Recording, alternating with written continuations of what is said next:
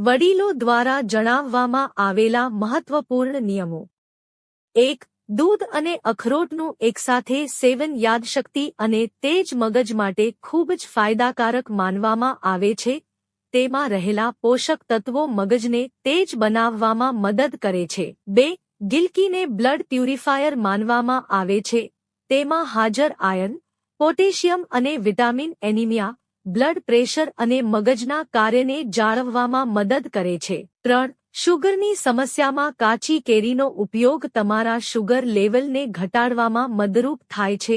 તેનો ઉપયોગ કરીને તમે સરળતાથી શરીરમાં આયર્નની સપ્લાય કરી શકો છો. 4. ધ્યાન અને ધ્યાન કરવાથી તમને માનસિક શાંતિ અને પ્રસન્નતા મળે છે.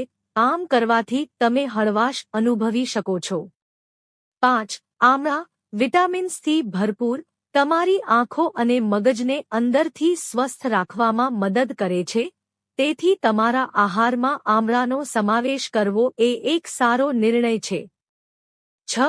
શેકેલા ચણામાં કાર્બોહાઈડ્રેટ, પ્રોટીન, ભેજ, કેલ્શિયમ, આયર્ન અને વિટામિન્સ જેવા અનેક તત્વો મળી આવે છે જે આપણા શરીર માટે ખૂબ જ ફાયદાકારક છે.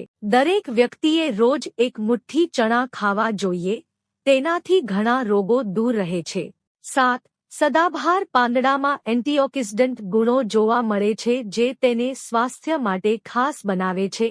તે ડાયાબિટીસનું જોખમ ઘટાડે છે. 8. લીમડાના પાંદડા કોલેસ્ટ્રોલના સ્તરને નિયંત્રિત કરવામાં અને પેટની સમસ્યાઓ જેમ કે ઝાડા, કબજિયાત અથવા પેટની ગડબડીને દૂર કરવામાં મદદરૂપ થાય છે. તેમાં હાજર વિટામિન એ આંખો માટે સારું માનવામાં આવે છે. 9. આપણે આપણા દિવસનો મોટાભાગનો સમય સીધો બેસીને પસાર કરીએ છીએ. જો આ સમય દરમિયાન તમારી કમર કે શરીરની મુદ્રા યોગ્ય ન હોય તો અન્ય અવયવો પર વધારાનું દબાણ આવે છે અને તમને દુખાવાની ફરિયાદ થવા લાગે છે. તેથી જ બેસતી વખતે તમારી કમરને એકદમ સીધી રાખો. 10. સૂર્યમુખીના બીજ, તરબૂચના બીજ, અળસીના બીજ, કોળાના બીજ અને તકમરીય બીજ બધા વાળના સ્વાસ્થ્યને સુધારવામાં ખૂબ જ ફાયદાકારક છે. 11. કિસમિસમાં હાજર આયર્ન એનિમિયાને દૂર કરે છે અને શરીરમાં લોહીની માત્રામાં વધારો કરે છે. આ સાથે કિશમિશમાં હાજર વિટામિન બીટા કેરોટીન આંખોની રોશની પણ સુધારે છે.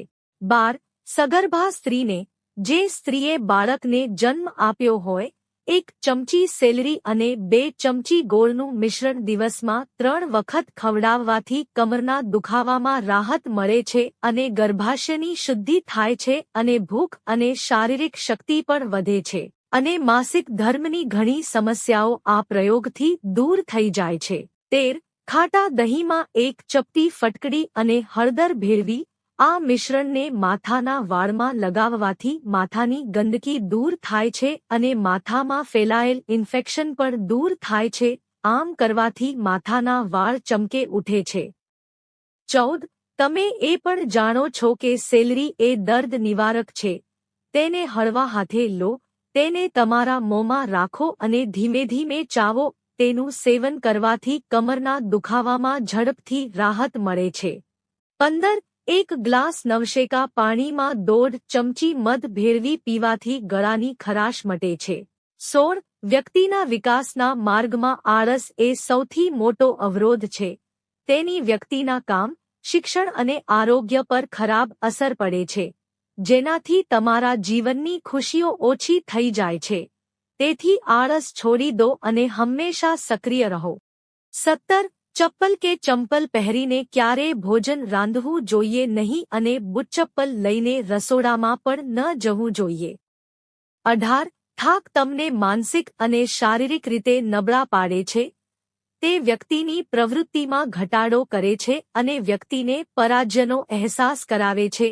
આનાથી બચવા વ્યક્તિએ પૂરતી ઊંઘ, સંતુલિત આહાર અને નિયમિત કસરત કરવી જોઈએ. 19. આંખોની રોશની વધારવા માટે 2 ગ્રામ અશ્વગંધાનું ચૂર્ણ, 2 ગ્રામ ધાત્રી ફળનું ચૂર્ણ અને 1 ગ્રામ લિક્રિસ પાવડર ભેળવીને દરરોજ 1 ચમચી પાણી સાથે પીવાથી આંખોની રોશની વધે છે. 20. સોજીનો નિયમિત ઉપયોગ હાર્ટ એટેકનું જોખમ ઘટાડે છે. 21 જો તમારા હોઠનો રંગ લાલ દેખાય છે તો તેનો અર્થ એ છે કે તમારું લીવર નબળું છે અને તે તેના કરતાં વધુ મહેનત કરી રહ્યું છે.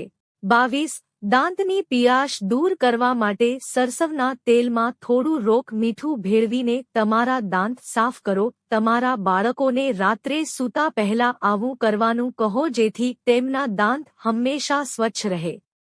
23 3 અઠવાડિયા સુધી રાત્રે સૂતા પહેલા 1 ચમચી સેલરી પાવડર ખવડાવો.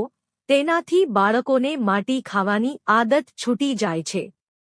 મિત્રો, જો તમને વિડિયો પસંદ આવ્યો હોય તો વિડિયોને લાઇક કરો અને ચેનલને સબસ્ક્રાઇબ કરો. વિડિયો જોવા બદલ આપ સૌનો આભાર.